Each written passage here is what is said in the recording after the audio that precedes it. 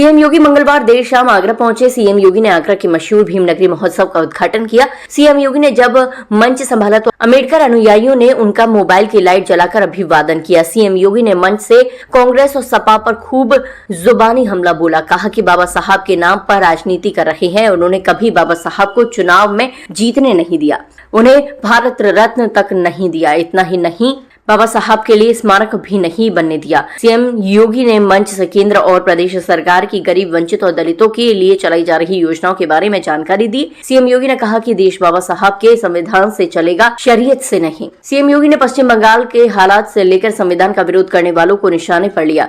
मगर सीएम योगी के आने से पहले भीमनगरी महोत्सव में पूर्ण प्रकाश ने मंच से जय श्री कृष्ण और राधे राधे के जयकारे लगाए। इस पर लोग कुर्सियों से खड़े हो गए। उन्होंने कहा कि ये गलत है। इस पर विधायक ने मंच से माफी मांगी। जय जय भीम का नारे लगाए, जय जय भीम के नारे लगाए। सीएम योगी ने कहा कि बाबा साहब को जीवंत रखने का काम आगरा में हो रहा है। इसका लगातार 4 दिन तक होने वाला कार्यक्रम जीता जागता उदाहरण है। बाबा साहब के संदेशों का हमें पालन करना है। ये साल बेहद महत्वपूर्ण है क्योंकि भारत रत्न की आजादी के 75 साल पूरे हो गए हैं। उन्होंने कहा कि सन 1956 में जब बाबा साहब आगरा आए थे तब उन्होंने कहा था कि मैंने संघर्ष किया है, एक रास्ता आपको दिखाया है, इस मंजिल तक ले जाने का संकल्प आपको दे रहा हूं। बाबा साहब ने कहा कि शिक्षित बनो, संगठित रहो और संघर्ष करो। उनके शिक्षित बनने के काम को आज की सरकार पूरा कर रही है। मैं आपसे यही कहूंगा कि आप अंधभक्त ना बने। बाबा साहब से सीखे। संविधान का अपमान बाबा साहब की अवमानना है। हर भारतवासी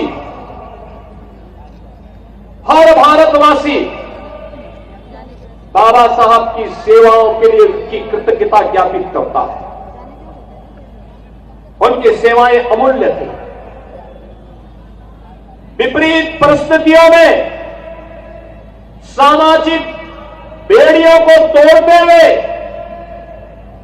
उन्होंने सामाजिक भेदभाव का सामना करते हुए भी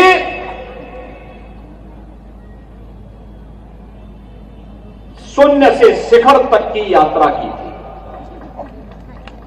ये संघर्षों की यात्रा है। और याद रखना, यही तो भगवान बुद्ध ने हमें प्रेरणा दी है। यही तपस्या है। संघर्षों से तपा हुआ व्यक्ति, संघर्षों से पला हुआ व्यक्ति, संघर्षों से ही बड़ा हुआ व्यक्ति ही सिद्धि को प्राप्त करता है। और सिद्धि की इस पराकाष्ठा को, मानव से महामानव बनने की इस यात्रा को बाबा साहब ने अपने संघर्षों से अर्जित करके न केवल भारत के अंदर वंचितों, दलितों, गरीबों के लिए बल्कि समाज के लिए एक प्रेरणा पुरुष बन करके, एक मार्गदर्शक बन करके उनके जीवन को उज्जवल बनाने का राह दिखाया।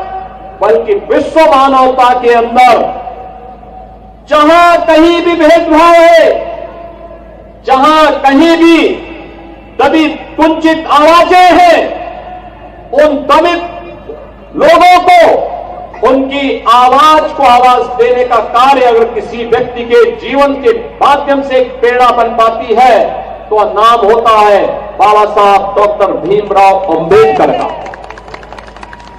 और यही कारण है बहनों और भाइयों, यह देश बाबा साहब को भारत के संविधान के शिल्पी के रूप में, भारत के संविधान के निर्माता के रूप में स्मरण करता है। और यह वर्ष इसलिए भी महत्वपूर्ण है, यह वर्ष इसलिए भी महत्वपूर्ण है, भारत के संविधान को लागू हुए 75 वर्ष पूरे हुए हैं। यानी बाबा साहब के द्वारा बनाए गए संविधान को लागू करने के 75 वर्ष पूर्ण होने के उपलक्ष्य में आज मुझे भी भीमनगरी में बाबा साहब के स्मृति में आयोजित इस भव्य कार्यक्रम के साथ जुड़ने का सौभाग्य प्राप्त हो रहा है।